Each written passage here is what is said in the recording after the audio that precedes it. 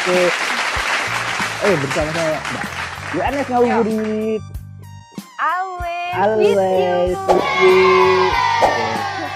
Oke, pada kesempatan kali ini insya Allah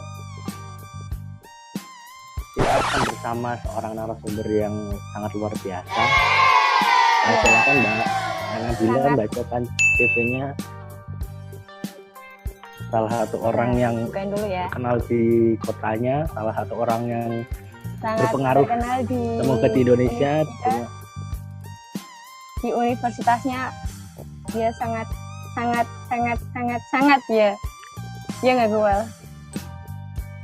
Betul sekali. CV-nya itu kalau kita lihat berapa halaman? Lahir di Cilacap tanggal 20 Mei 1996. Habis ini ulang tahun dong Pak Masnya ini. Wah, subhanallah. Terus jenis kelaminnya laki-laki, statusnya masih mahasiswa. Motonya sama kita. Iya dong. Motonya fastabikul khairat. Terus nih Instagramnya bagi kalian yang kepo @saiful_muhjab. Ya jadi ketahuan nih siapa namanya. Wah, keren. Twitternya juga @saifulmuhjab. Terus Facebook dan YouTube-nya juga Saiful Muhjab. Asli Indonesia, agamanya Islam, alamatnya di Semarang. Dia salah satu owner dari angkringan USA, terus juga owner dari Teh Tarik Jabrik bareng Riono, dan owner SKP Jaya, founder DEM Semarang, founder DEM UNES, founder Saung Sedekah. Keren, luar biasa benar.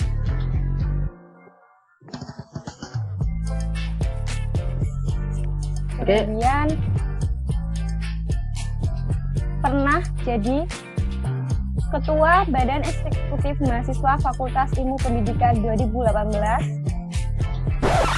Presiden Mahasiswa BEM Keluarga Mahasiswa UNES 2019, sebagai Koordinat Isu Pendidikan Tinggi BEM seluruh Indonesia 2019, dan sebagai Sekretaris Jenderal Dewan Energi Mahasiswa Semarang 2019 sampai 2020. Itu dia cuplikan sedikit dari CV-nya Mas Saiful. Itu baru sedikit sekali loh guys. Wah, keren. Padahal tuh ada 5 lembar. Sumpah, dia berarti sangat berprestasi, sangat berpengalaman. Pasti kalian menunggu-nunggu kan siapa dia.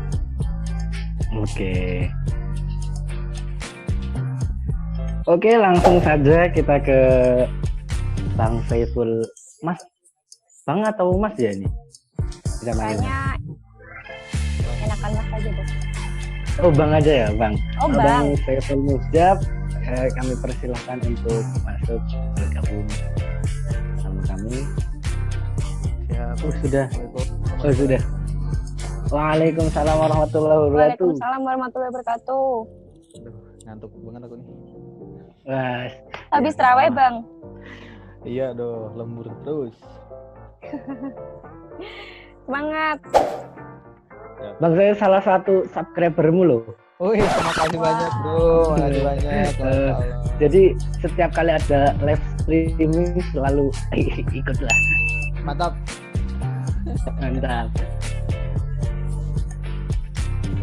Bacot ya. Mbak. Oh iya. Nah di sini Mas apa namanya Mas Bang Saiful, manggilnya apa nih, Bang Ipul, Bang Saiful apa? Kalau teman-teman sih manggilnya Mas Mujab. Kalau Mas Mujab. Nggak masalah. Yang penting jangan disebut. Ya. Mas penjilat aja gitu. Oke, manggilnya Bang Ipul aja ya. Iya, boleh.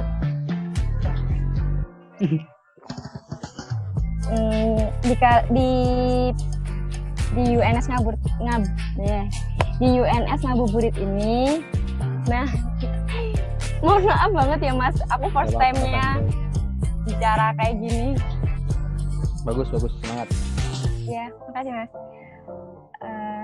di UNS Ngabuburit ini kita bakal sharing-sharing tentang pandemi corona di masa corona ini, tentang perkuliahan, kebijakan UKT, dan KKN corona, KKN COVID, dan lain sebagainya.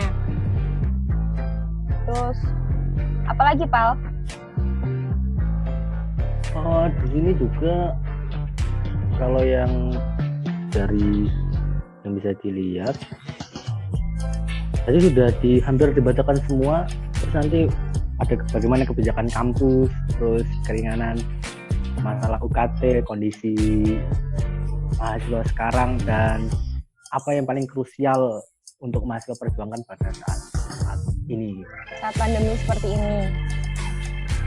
Ya, betul sekali. Apalagi kan juga sebelum kita mempersempit ke ranah kuliah, baiknya kita secara umum dulu kan, Mas.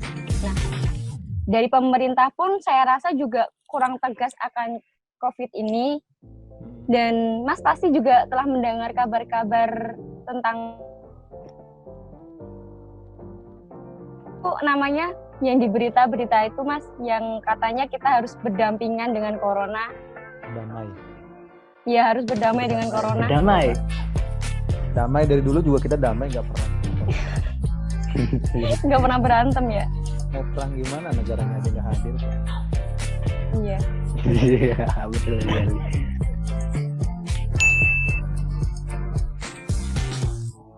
Iya, terus apa yang perlu kita bahas malam hari ini buat teman-teman? Yang perlu kita bahas UNS Ngabuburit, UNS Ngabuburit. UNS UNS. Ngabuburit. Oh iya, Mas, ada jargonnya loh. Always with you.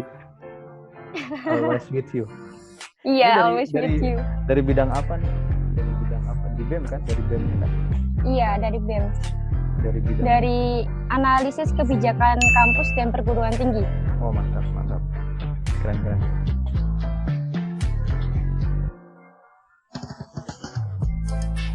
Ya udah, kita langsung masuk ke pembahasan diskusinya aja ya, Mas ya. Iya, betul. Masnya sehat kan, Mas Yan? Alhamdulillah. Oh iya Yan yang dipanggil ya. Sorry. Kalau di virtual kayak gini soalnya gitu ya. Kenapa? Nggak maksimal kadang-kadang tektokannya. Iya. Ya udah. Terus kita akan yang pertama bakalan sharing tentang kebijakan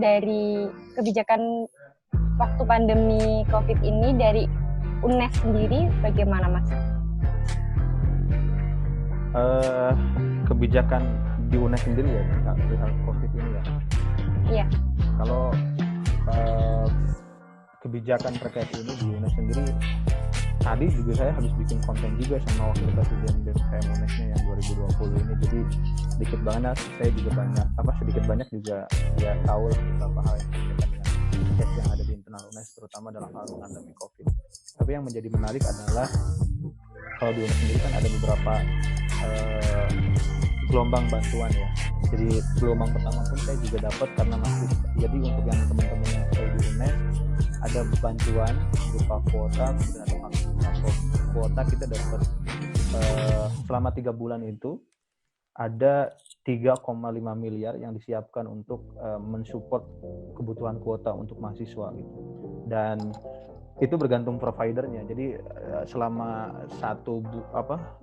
tiap mahasiswa itu punya berapa bergantung provider yang digunakan oleh mahasiswa itu. Kalau saya pakai Indosat ya saya cuma dapat 15 giga selama 1 bulan itu. Dan itu 3,5 M yang disiapkan oleh UNES. Kemudian di sisi lain ada juga paket sembako yang disiapkan, dan ini udah masuk ke tahap gelombang kedua kalau nggak salah.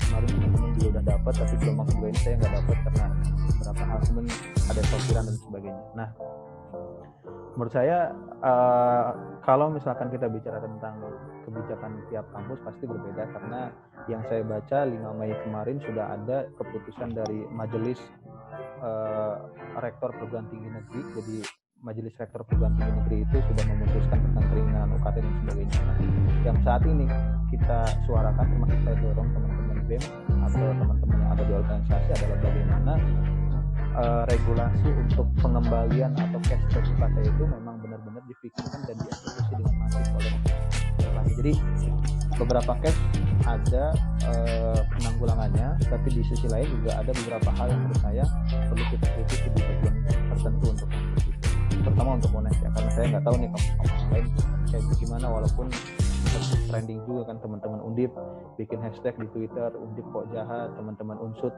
bikin surat terbuka untuk rektornya, teman-teman UNS saya nggak tahu karena teman-teman UNS ternyata kan rektornya menjadi pimpinan di majelis perguruan tinggi ya, majelis rektor perguruan tinggi negeri. Jadi sebetulnya ceruknya cukup baik nih untuk teman-teman UNS untuk menyuarakan kepada teman-teman kepada birokrasi terutama rektorat.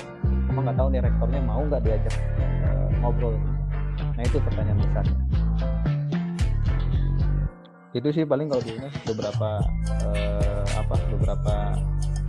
hal yang dilakukan oleh kampus, termasuk ada tadi dapat berita dari teman-teman UNES diperpanjang untuk masa verifikasi untuk teman-teman SNPTN yang udah lolos jadi sampai tanggal 21 Mei. Kemudian ada masa studi juga yang dilonggarkan kembali gitu, termasuk mungkin beberapa hal yang berkaitan dengan kayak kemarin ada tanggap satgas kan, UNES juga membentuk satgas gitu, jadi ada tuh yang membuat fakultas teknik yang buat masker lah, hand sanitizer lah untuk internal UNES sendiri gitu. Jadi memang ada beberapa hal yang dilakukan sih. Seperti itu, Bos. Oh, mantap.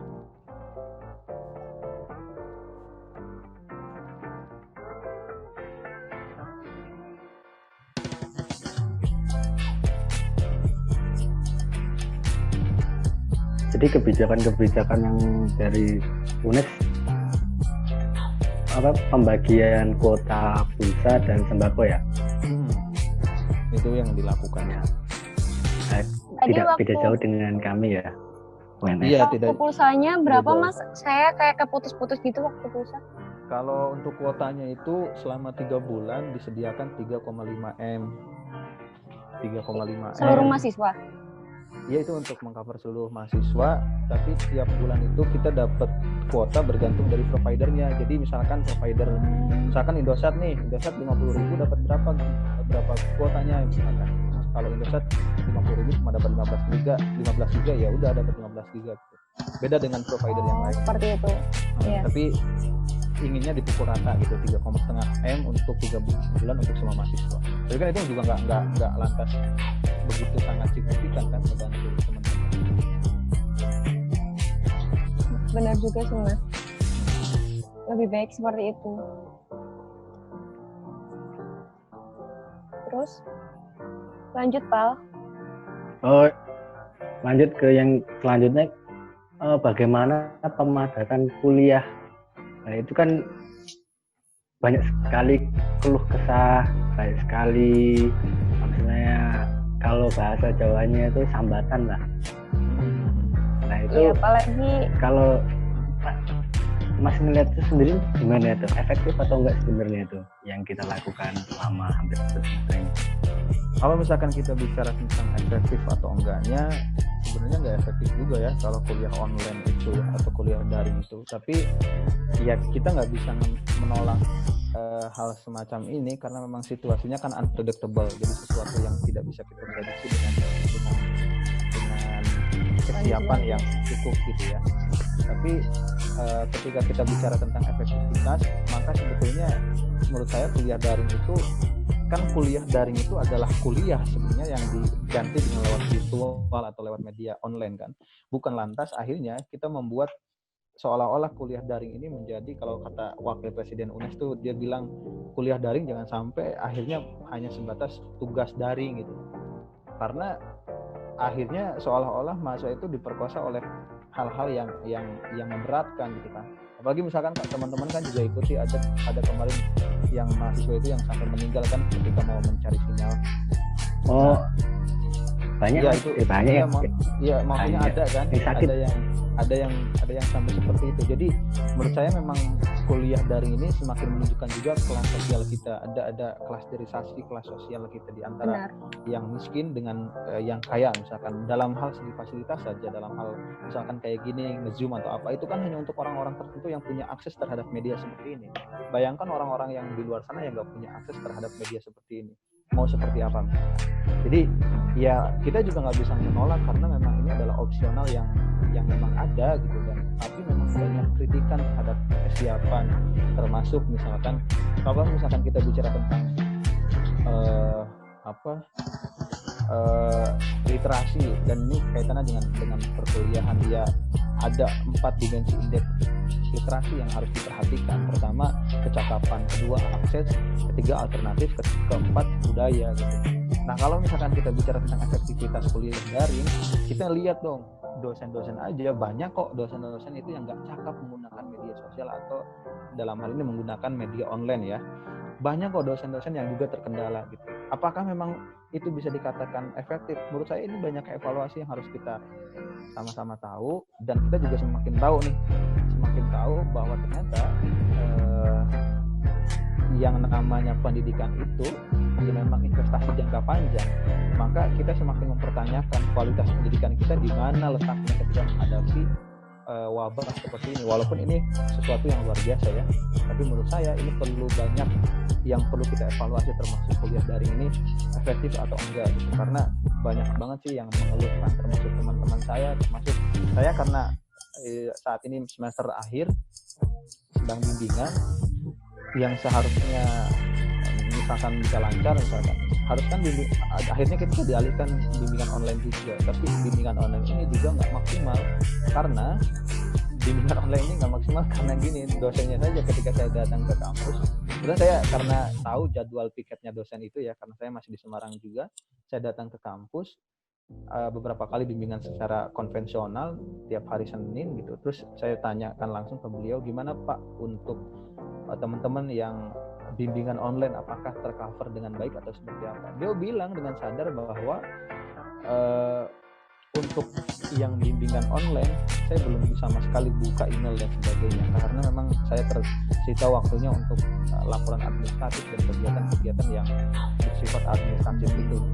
Jadi ini sangat tidak efektif lah. Tapi kita nggak bisa menyalahkan juga karena memang ini adalah opsi yang hanya bisa kita lakukan saat ini. Tapi banyak evaluasi yang harus kita lakukan. Seperti itu. Berarti dari mahasiswa akhir, jadi mengeluhkannya tentang bimbingan online-nya ya, Mas? Iya, bimbingan tentang online. Terus pasti ya, juga sama. kesulitan untuk menghubungi dosennya kan? Iya, jelas. Itu bimbingan online, terus sama sebenarnya mahasiswa akhir juga kan meminta haknya sama dengan teman-teman mahasiswa baru ya tingkat 3 atau tingkat 2 gitu. Dan ya karena memang kita ngerasain UKT, apalagi kalau di UNES itu case-nya kan 2 minggu baru 2 minggu teman-teman kuliah langsung diliburkan karena ada COVID. Jadi UKT yang dibayarkan itu ya tidak sama sekali dinikmati secara fasilitas gitu kan. Nah itu yang menjadi masalah menurut saya juga gitu. Harusnya UNES ya kampus-kampus itu ya memberikan hak mahasiswa dalam hal ini penggantian terhadap UKT yang dibayarkan gitu kan. Seperti itu. Maksudnya. Oke, ke selanjutnya Mbak Nabila. Berarti kebijakan-kebijakan ini sendiri menurut Mas Ipul ini ya sedikit nggak efektif ya, karena juga terganggu oleh sinyal-sinyal, oleh kuota, banyak faktor-faktor yang menyebabkan ketidakefektifan dari perkuliahan online ini. Iya. Dan kemudian tentang kebijakan kampus lainnya yang bantuan pulsa maupun logistik yang udah disinggung Mas Ipul di awal tadi, apakah itu tepat dan sesuai? Kalau dibilang tepat, ini kita coba inilah, maksudnya saya bilang tidak efektif tadi kebijakan kuliah daring karena memang banyak evaluasi yang harus kita terima, karena memang banyak evaluasi yang misalkan berbicara tentang kecakapan dosen juga banyak yang belum ini gitu ya, belum menguasai. Kemudian dari segi mahasiswa sendiri, mohon maaf karena mahasiswa banyak dari UNES itu mahasiswa, menurut saya mahasiswa menengah ke bawah juga masih banyak dan punya fasilitas yang mewah juga nggak banyak gitu. Dan itu terbukti. Terus kalau misalkan bicara tentang bantuan, ini bantuan misalkan kuota, kemudian bantuan sosial kayak beras dan sembako yang lainnya, yang kuota aja sampai detik ini banyak kok teman-teman yang belum dapat kuota itu gitu. Jadi ada beberapa kendala yang tidak terselesaikan, termasuk bansos itu juga ada data yang tidak tepat sasaran juga, karena banyak teman-teman saya yang sudah pulang kampung tapi dia juga dapat nih bantuan, mungkin karena mereka mengisi dan sebagainya. Jadi data itu bukan lagi dikelola dengan rapi gitu loh, tapi ini evaluasi banyak dari segi pendataan. Jadi termasuk transparansi data yang menurut saya itu perlu banget diakses oleh teman-teman mahasiswa ya. Maksud saya, coba dong kampus atau BEM-nya sendiri juga untuk teman-teman BEM-nya, maksudnya ngedata dong mahasiswa atau orang tua yang sangat terdampak oleh ekonomi berapa, kemudian dibuat narasi akademiknya, kemudian disodorkanlah ke kampus, ini loh mahasiswa itu keberatan karena punya data seperti ini gitu, berkaitan dengan kebutuhan termasuk penurunan terhadap pendapatan ekonomi. Jadi ini bisa jadi penguat terhadap regulasi yang akan dikeluarkan oleh kampus, walaupun mungkin saat ini kampus itu banyak orang-orang yang birokrasinya, mohon maaf ya, menutup diri akan kritik dari teman-teman mahasiswa. Tapi ini bergening harus teman-teman sampaikan, karena kampus juga banyak orang-orang yang nggak bertanggung jawab juga terhadap kebijakan kan.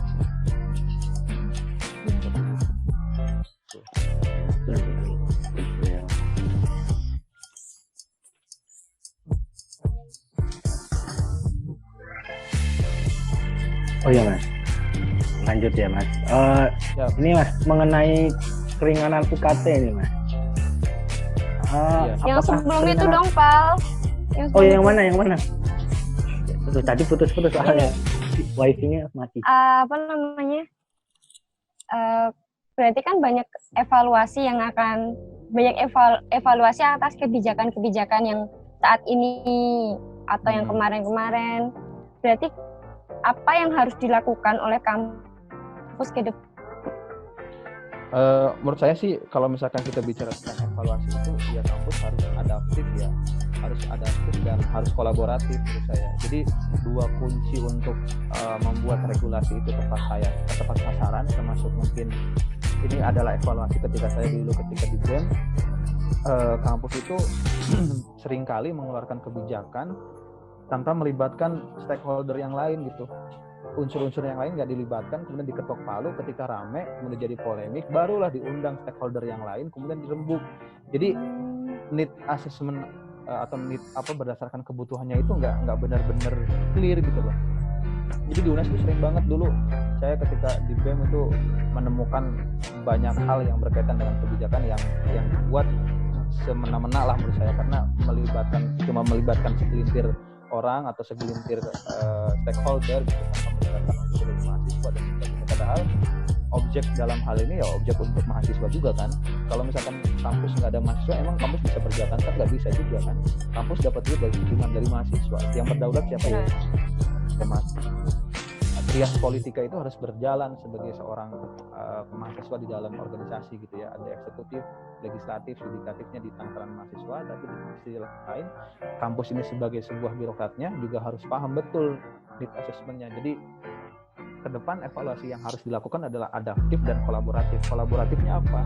Kolaboratifnya coba dong dibuat regulasi itu berdasarkan kebutuhan objek yang akan dibuatkan kebijakannya. Kemudian kolaboratifnya adalah bagaimanapun kampus itu hadir untuk meringankan beban mahasiswa akibat dari kewajiban kampus karena sudah mendapatkan hak dari mahasiswa. Itu logikanya. Dan adaptif itu seringkali kita itu terbentur oleh regulasi yang menjadikan kampus itu dalam tanda kutip berdiri menggunakan standar Ghana dalam sebuah kebijakan. Maka ya kampus itu membolehkan yang ini, tapi di sisi lain yang ini nggak boleh nih pakai standar Ghana. Maka jangan seperti itu, harus adaptif terhadap perubahan yang fleksibel dan dinamis. Jadi ke depan saya rasa evaluasi terbesar adalah bagaimana kampus bisa menghadirkan dirinya untuk adaptif dan kolaboratif dalam sebuah kebijakan, termasuk kampus jangan anti kritik, kampus jangan apatis, kampus jangan sedikit-sedikit otoriter lah terhadap terhadap orang-orang yang kritis misalnya. Itu tuh yang menjadi titik poinnya sih.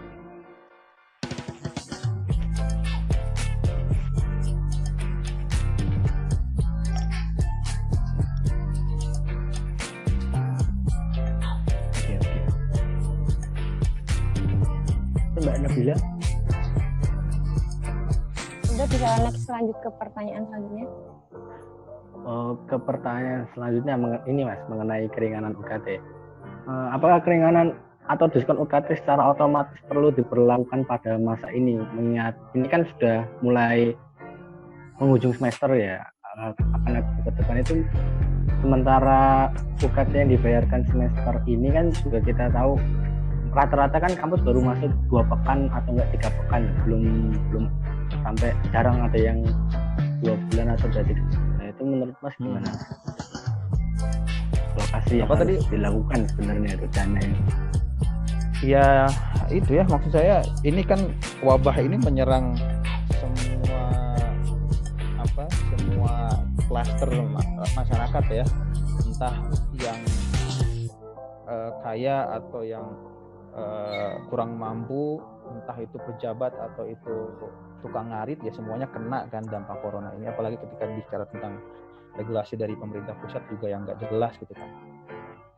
Tapi kalau misalkan cashback UKT itu atau pengembalian UKT itu menurut saya adalah opsi yang memang sudah seharusnya gitu loh dilakukan oleh teman-teman oleh birokrasi kampus gitu.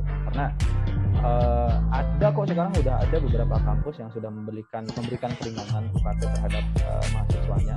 Ada yang sudah memperlakukan cashback UKT berapa persen. Ini juga sudah dibuat di kampus-kampus tertentu gitu. Jadi menurut saya itu sudah menjadi rahasia umum yang bisa kok semua kampus memperlakukan untuk cashback UKT. Jadi coba saya buka ya. Ada misalkan dari Rektor Universitas Negeri Malang, dia bebaskan uang kuliah tunggal, bebas biaya 1 semester masih kampus yang ternyata bisa kok memberlakukan pembebasan UKT gitu. Oh.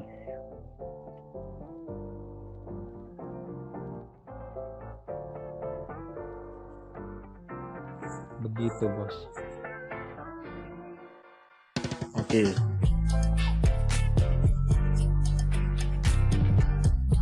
Kalau di UNES sendiri ada pembebasan UKT nggak sih Mas? Belum. Kabarnya sih minggu ini hari Minggu ya, minggu depan Senin Selasa ini gitu ya. Minggu depan besok katanya baru ada keputusan gitu. Saya kurang paham keputusannya seperti apa karena tadi presidennya sih katanya lagi diperjuangkan Mas. Sol tadi juga habis rapat sama teman-teman fakultas katanya lagi membahaskan.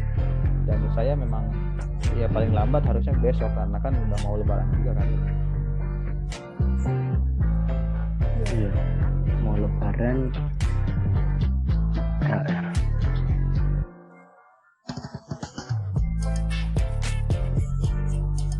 Dan kalau bantuan pulsa maupun logistik itu menurut Mas sendiri udah tepat sasaran belum sih? Udah sesuai kebutuhan mahasiswa sendiri belum Mas? Bantuan pulsa dan logistiknya? Tepat sasaran menurut saya belum sih yang untuk bantuan logistik itu karena ada beberapa yang nggak tepat sasaran juga gitu. Maksudnya nggak tepat sasarannya karena mahasiswa itu udah pulang kampung tapi masih dapat bantuan gitu. Jadi tepatnya mungkin untuk kuota itu memang sangat diperlukan oleh mahasiswa karena kan UNES itu pakai Telegram ya. Jadi untuk teman-teman yang punya Telegram nanti provide itu pakai itu. Jadi kita daftarnya itu lewat Telegram bos. Ada UNES bot itu, ada UNES sistemnya itu nanti kita daftar, kuotanya nanti masuk secara otomatis, tapi ada pemberitahuan juga lewat SMS nanti ke depan. Jadi 3,5 M itu menurut saya itu adalah opsi yang cukup baik, tapi untuk yang logistik ini masih perlu banyak yang dievaluasi karena datanya itu lagi-lagi nggak transparan juga. Masalah transparansi. Kalau yang udah balik ke kampus masih dapat bentuk uang transferan apa? Enggak, jadi case-nya gini, Bantuan. misalkan teman saya tuh pulang kampung, tapi dia juga sempat daftar gitu kan di kampung tuh sempat daftar bantuan UNES. Nah, UNES tuh atau yang bagian satgasnya ini nggak ngecek lagi mungkin ya, nggak ngecek lagi datanya ini anak udah di kampung atau masih stay di Semarang, padahal bantuan itu adalah untuk teman-teman yang masih stay di Semarang gitu, yang masih stay di kontrakan atau asrama gitu. Untuk yang di kampung mah nggak dikasih, yang logistik kan udah di kampung, susah juga kan, masa ya mau lewat JNE atau apa kan. Tapi Iya, benar. itu jadi menurut saya itu harusnya diverifikasi lagi gitu loh, datanya harus diverifikasi lagi, ini benar udah ada apa masih di stay di Semarang atau memang sudah di rumah, itu yang jadi problem juga. Baik, kalau gitu langsung aja ke selanjutnya.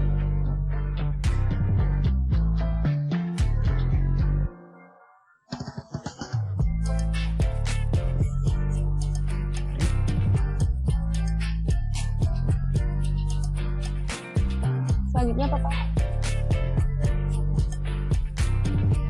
Selanjutnya ini, peran mahasiswa pada saat ini.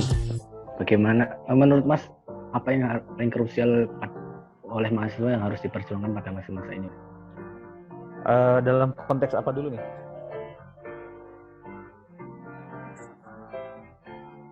Dalam konteks kampus atau yang lebih luas masyarakat atau dalam dalam ini konteks kebijakan kampus, dengan apakah selaras dengan pendidikan tinggi di Indonesia ini atau tidak? Kalau dalam hal pendidikan, menurut saya memang kita semakin melihat kan sangat penting sekali kita bicara tentang narasi pendidikan ya. Maksud saya sempat optimis ketika Pak Nadiem misalkan ngomong tentang Merdeka Belajar, kemudian ada guru penggerak, kemudian ada hal-hal yang berkaitan dengan narasi Merdeka Belajar. Padahal dalam konteks pembelajaran pun sebetulnya kita sudah banyak diajarkan oleh Dewantoro atau mungkin tokoh-tokoh pendidikan yang proper terhadap lokal yang kita miliki ya, hal-hal yang berkaitan dengan lokal gitu kan. Tapi kalau misalkan yang menjadi pertanyaan adalah peran mahasiswa dalam hal ini dengan narasi pendidikan, ya menurut saya ini mahasiswa semakin di-challenge untuk berlaku adaptif terhadap perubahan yang unpredictable itu tadi gitu kan. Sekarang kita nggak bisa memungkiri persaingan dunia kita, persaingan karir kita ke depan, ya nggak mungkin juga akan relate juga gitu, nggak harus relate dengan jurusan kalian, misalkan dengan jurusan saya, misalkan saya jurusan dengan konseling ya, jurusan Fakultas Ilmu Pendidikan di Fakultas Ilmu Pendidikan, ya nggak harus ke depan saya dengan menjadi konselor atau jadi guru BK di sekolahan gitu kan. Buktinya saya lebih nyaman membuat konten, saya lebih nyaman membuat konten-konten di channel YouTube sama teman-teman, dan itu menurut saya jadi opsional gitu kan. Dan ke depan menurut saya memang narasi pendidikan pun harus adaptifnya dalam artian kalau misalkan ada narasi bahwa kampus merdeka misalkan berhak mendirikan atau melahirkan jurusan atau prodi baru dengan regulasi yang dikaitkan dengan perusahaan apa yang dibutuhkan dan sebagainya, maka secara tidak langsung pendidikan kita sedang diarahkan untuk industrialisasi kan. Jadi ada narasi yang cukup jelas kok dari Pak Nadiem ke sana, tapi yang menjadi titik poin adalah menurut saya kampus itu jangan sampai dijadikan tempat atau pabrik untuk melahirkan budak-budak korporat gitu loh. Ya, paham ya maksudnya ya. Jangan sampai kita dilahirkan untuk menjadi budak korporat yang akhirnya kita hanya menjadi followers saja kan. Sedangkan para investor, para orang-orang yang punya uang itu mungkin dengan untuk kepentingan misalkan contoh kemarin status milenial yang kemarin juga sempat viral gitu. Representasi dari milenial itu sendiri akan luntur dengan integritas yang dimiliki oleh personal semua.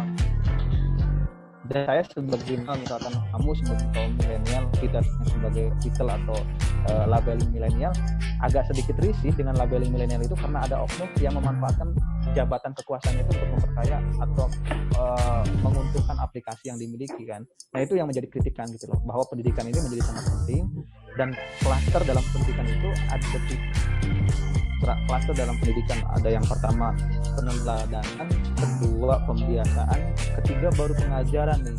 Kita tuh lupa akan peneladanan pembiasaan, kita selalu fokus pada pengajaran, sehingga kita itu kehilangan krisis kepemimpinan akhirnya kan.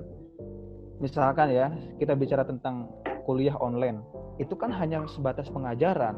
Virtual itu tidak mengajarkan kita peneladanan dari dosennya seperti apa, pembiasaan dari dosen dalam mengajar seperti apa. Nah itu tuh yang akan hilang ketika kita bicara tentang kita harus digenjot untuk kuliah online dan sebagainya. Sampai kapanpun menurut saya kuliah online itu tidak akan menggantikan kuliah fisik yang dihadirkan guru-guru ketika mengajar. Jadi akan ada yang hilang, yaitu pembelajaran praktik. Nah itu yang sangat penting menurut saya. Walaupun saat ini akses pembelajaran semakin luas terbuka, termasuk tadi yang saya bilang, peran kita saat ini di tengah pandemi kayak gini ya menggunakan media yang kita miliki untuk mencerdaskan dan membangun kesadaran kolektif dari masyarakat. Bagaimanapun caranya, itu tugas kita saat ini yang bisa kita lakukan. Kalau misalkan kita bisa turun menjadi relawan membantu masyarakat yang ada, ya kamu harus bantulah. Kalau misalkan nggak bisa, ya kamu gunakan media sosial yang dimiliki. Kemudian post kegiatan-kegiatan yang positif, karena saya itu bisa berpengaruh banyak untuk menginspirasi banyak orang, efeknya akan banyak dan sebagainya.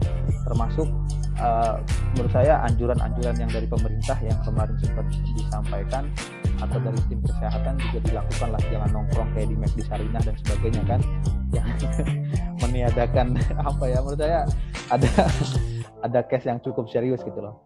Ya jadi gunakanlah media sosial itu dengan bijak, walaupun kata bijak itu sendiri kan maknanya luas sekali gitu kan.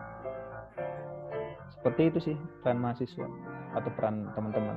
Karena dalam narasi pendidikan itu ingat bahwa pendidikan itu investasi jangka panjang, teman-teman.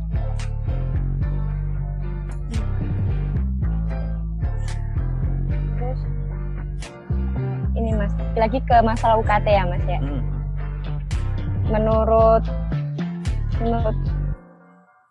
Menurut Mas sendiri, menurutnya tuh penggunaan UKT atau alokasi UKT yang seharusnya, yang sebenarnya, yang di tengah pandemi ini yang bisa dilakukan untuk UKT sendiri tuh harusnya dialokasikan kemana sih?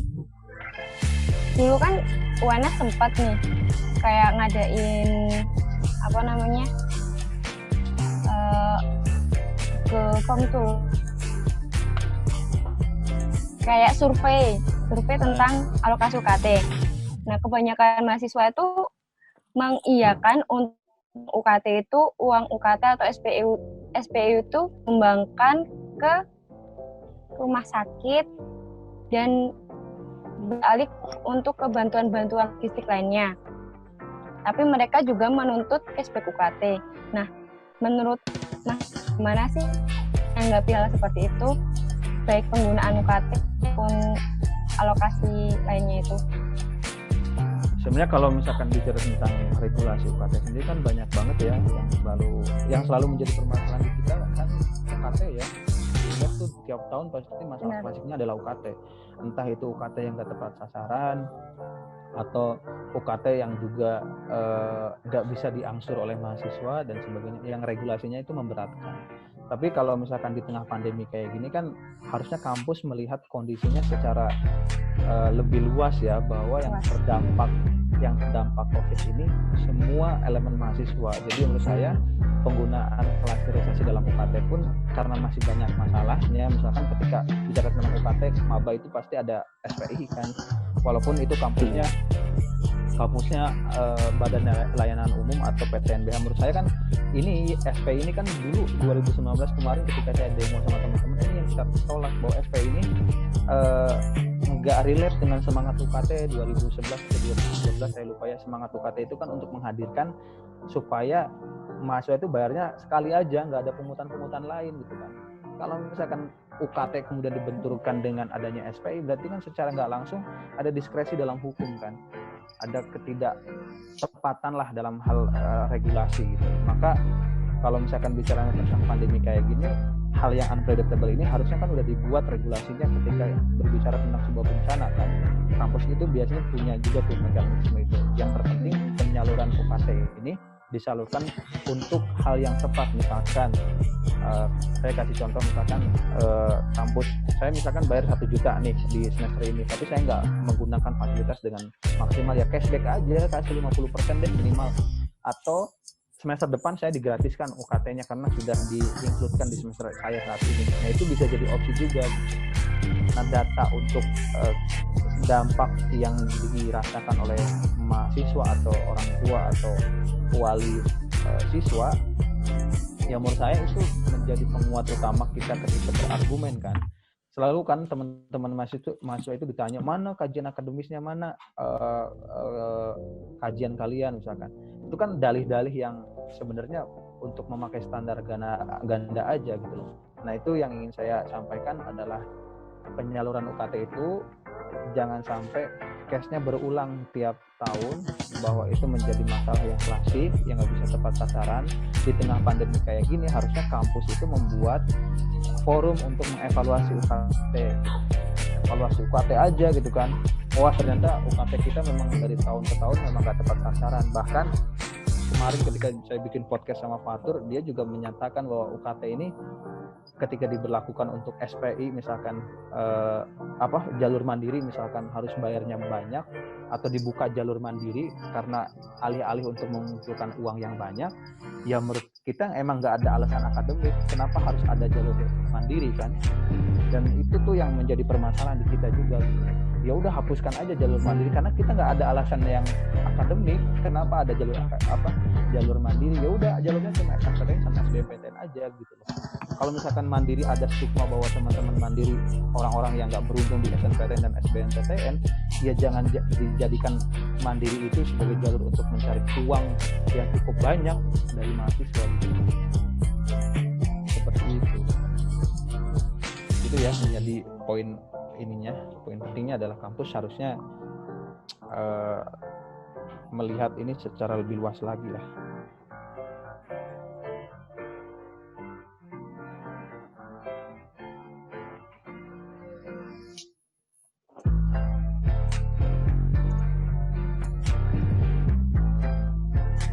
Oke, gimana Mbak Nabila? Karena penjelasannya mantap sekali. Mantap banget. Orang berpengalaman lah, selalu udah banyak wawasannya. Saya tuh netizen kok saya. Dan kampus. Sama netizen. Netizen kampus. Rakyat jelata saya itu. Ya harusnya yang dibutuhkan peran mahasiswa juga seperti ini kan Mas. Nah makanya tugas teman-teman yang ada di lembaga ini kita bicarakan selalu ini ya, selalu kritik terhadap vertikal kan. Kita selalu mengkritik vertikal, tapi kita juga lupa nih kritik horizontalnya ya kritikannya adalah BEM universitas atau BEM fakultasnya mampu nggak sih sampai untuk pada tataran mencerdaskan mahasiswa secara umum, mampu nggak sih meresahkan atau meliding masalah ini supaya sampai ke mahasiswa umum, ada masalah besar loh di kita gitu. Itu yang menjadi pertanyaan.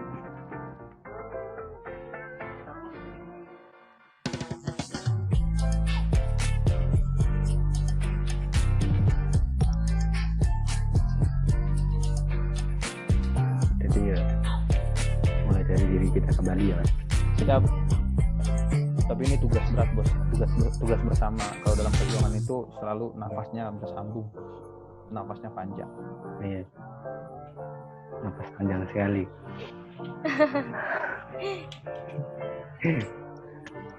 Tapi juga kalau mahasiswa udah gerak, udah gerak, tapi pemerintahnya juga masih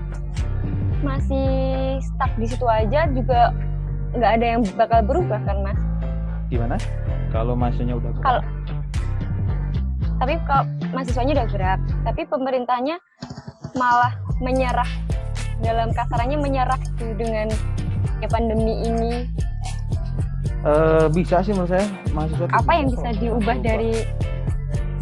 Ya justru ini kan kita semakin melihat bahwa memang prioritas pemangku kebijakan itu tidak memprioritaskan masyarakatnya kan.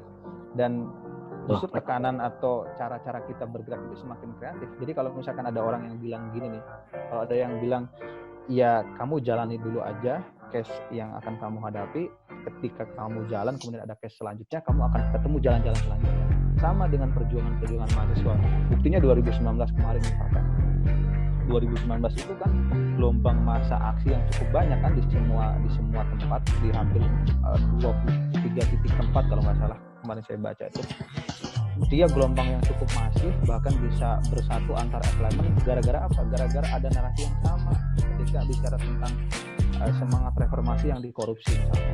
Jadi menurut saya bisa kok ketika kita bicara tentang perjuangan itu, jangan sampai kemarin ada yang tanya ke saya bilang, Mas berarti kalau misalkan kita udah berjuang kemudian nggak digolkan, perjuangan kita sia-sia dong? Nggak ada bos, perjuangan itu yang nggak ada yang sia-sia menurut saya. Jadi walaupun kebijakan mahasiswa dengan kebijakan yang tidak pro terhadap mahasiswa atau pada rakyat, ya narasi bersuara untuk memperjuangkan apa yang ingin kita suarakan, ya itu harus terus disuarakan gitu kan. Jadi jangan sampai kita menciptakan konflik horizontal antar kita sendiri yang nggak percaya antar satu sama lain nih gerakan mahasiswa. Yang jadi masalah di kita adalah ketika tujuan kita nggak sama gitu kan. Kalau misalkan tujuan kita sama nih untuk mukul birokrasi kampus, untuk dalam arti mukul itu dalam arti untuk memukul kebijakannya ya. Misalkan kita mau mukul birokrasi kampus lewat kebijakannya supaya pro terhadap mahasiswa dengan narasi yang kreatif atau narasi yang diperbincangkan oleh semua elemen, itu kan bisa merubah regulasi juga kan. Jadi selama tujuan kita sama, cara gerak kita berbeda, nggak jadi masalah menurut saya. Cara geraknya ada yang suka nulis ya nulis, ada yang suka aksi ya aksi, ada yang suka bikin konten satir untuk kampus ya bikin konten satir untuk kampus. Jadi banyak cara untuk kita bisa bersuara. Yang penting mau nggak bersuara gitu kan. Seperti itu.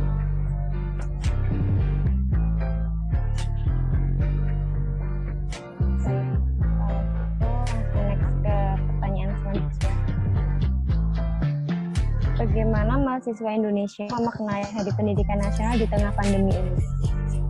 Memaknai pendidikan nasional, Hari Pendidikan Nasional. Iya. Oh, 2 Mei kemarin ya. Saya tuh bikin konten tanggal 3 Mei sama Guru Agung Pardini. Beliau kepala sekolah atau manajer di sekolah kepemimpinan bangsa kalau nggak salah dari Dompet Duafa. Beliau juga kurikulum yang membuat kurikulum pendidikan di Dompet Duafa. Jadi kalau dari beliau banyak insight yang saya dapatkan bahwa kebanyakan dari kita itu seremonial saja gitu, merayakan tanggal-tanggal penting, misalkan Hari Pendidikan Nasional tanggal 2 Mei. Tapi kita lupa dengan mencari identitas pendidikan kita. Nah, banyak banget yang kita bicarakan, 2 jam 20 menit lah saya bikin podcast sama Guru Agung, termasuk bedah semangat Tri Dharma Perguruan Tinggi, Tuturi yang Tuturi Handayani juga. Jadi ngebedah kemudian dikorelasikan dengan kondisi Merdeka Belajar yang dibawa oleh Nadiem Makarim. Jadi yang menjadi titik poin harusnya kita lakukan ketika adanya seremonial untuk Hari Pendidikan Nasional adalah refleksi terhadap identitas pendidikan kita. Sudah sejauh mana pendidikan kita bisa diakses sama semua orang. Sudah sejauh mana pendidikan itu hadir sebagai jawaban keterbutuhan masyarakatnya. Jadi kalau misalkan kita bicara tentang semangat dulu adanya taman siswa meniadakan gap antara si kaya dan si miskin dengan semuanya sama antara nyai atau nyi atau ki misalkan. Jadi menurut saya kita bicara tentang pendidikan ini harus bisa diakses sama semua orang. Jadi harus menjadi public good, bukan lagi menjadi private good ya, private good gitu. Nah, jadi private good itu menurut saya itu yang jadi masalah. Karena kebanyakan dari kita kan saat ini 12 jasa yang diperdagangkan termasuk pendidikan di dalamnya selalu dikaitkan dengan komersialisasi kan. Selalu dikaitkan kamu ke sekolah atau kuliah di sini mampu bayar berapa nih gitu kan.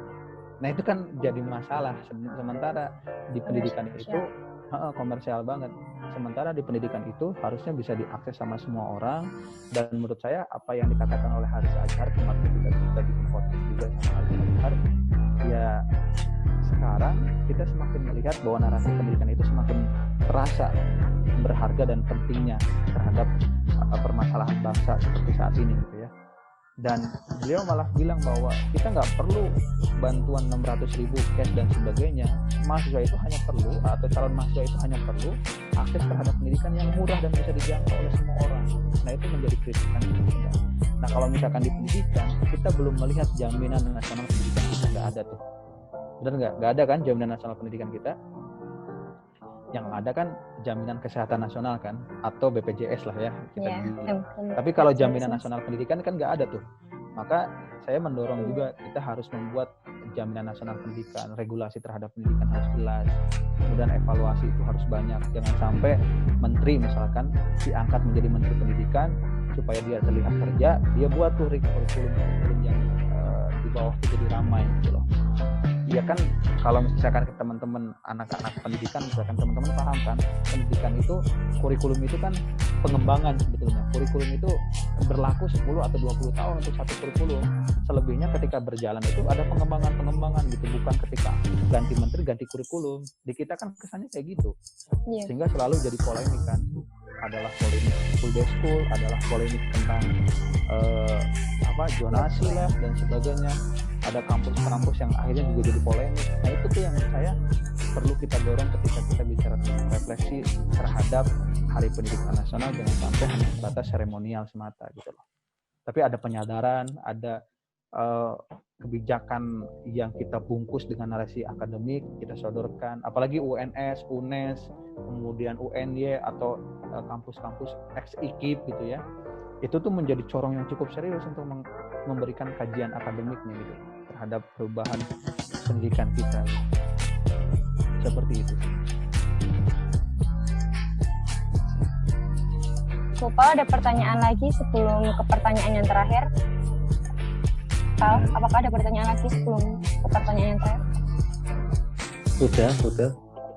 Mantap. Keren. Oke. Langsung ke ini pertanyaan terakhir ya, Mas. Siap. Pesan pembicara kepada mahasiswa Indonesia. Pesan dari Mas Saiful Mujab untuk kepada mahasiswa Indonesia. Pesan saya, jangan takut bersuara.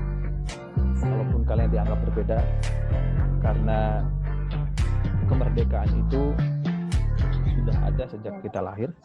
Kemerdekaan berpikir itu sudah ada sejak kita lahir. Jadi kalau kata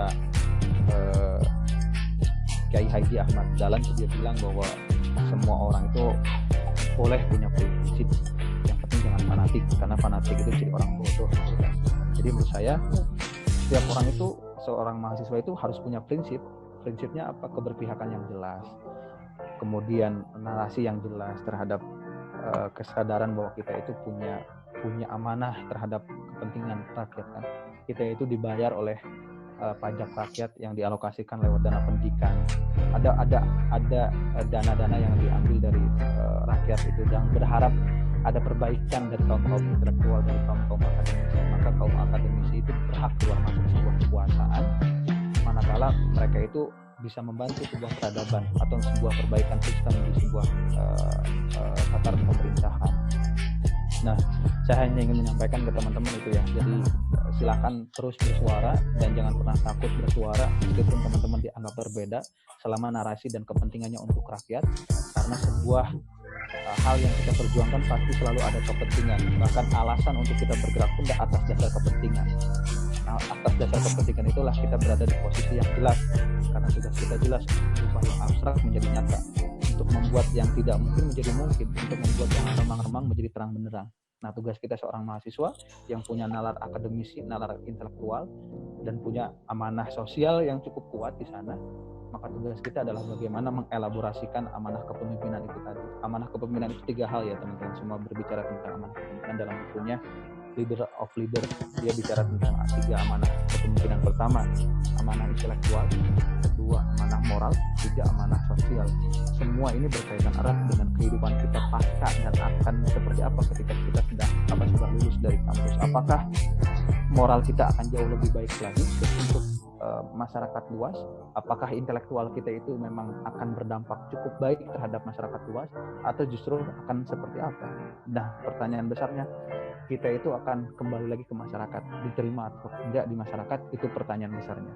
Maka ketika jadi mahasiswa jangan pernah membatasi diri atau membuat gap antara mahasiswa dan masyarakat. Buatlah itu menjadi kekuatan, dan saat ini masyarakat itu hanya berharap sama kaum intelektual yang masih punya nalar integritas, masih punya nalar yang cukup kritis terhadap sebuah perubahan.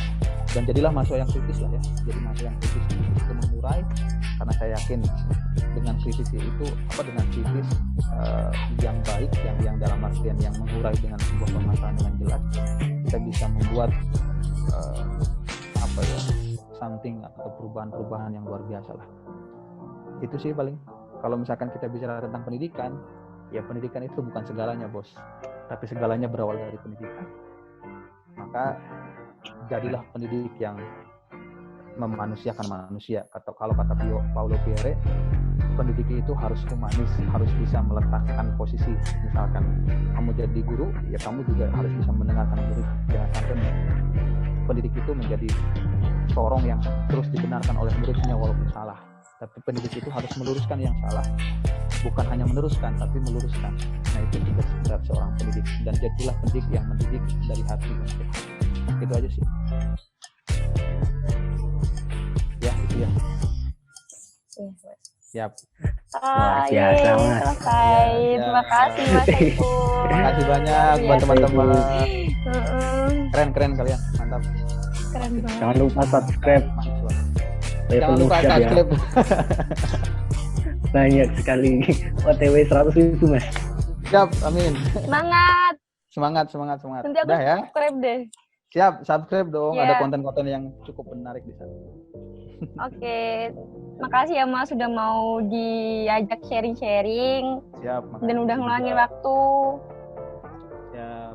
Siapa ya? Sama-sama. Kamu Oh, mau iya. disampaikan nggak? Salam buat teman-teman BEM 2020 ya. Buat Arifin Iya. juga, buat teman-teman yang lain juga. BEM online sekarang. Iya, makanya. online. Tapi online itu suaranya juga harus kuat juga gitu, karena Iya. exposure-nya harus kuat. Apalagi rektor UN Mas. Cina. Oh iya, sempet training kan? April Mop. Siap. Mana April mau? Semangat lah. Kasih, Mas. Iya, sama-sama.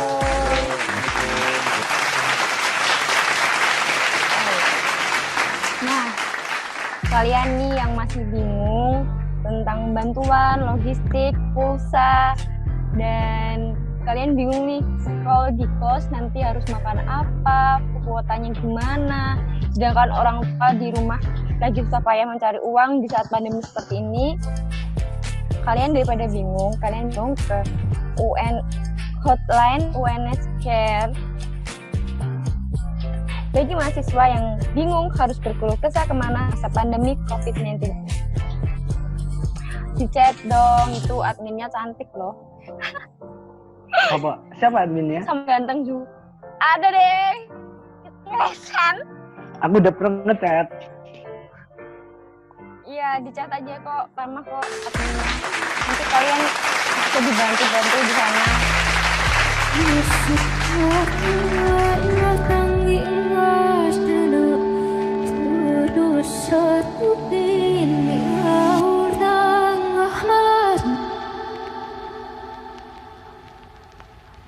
Ural has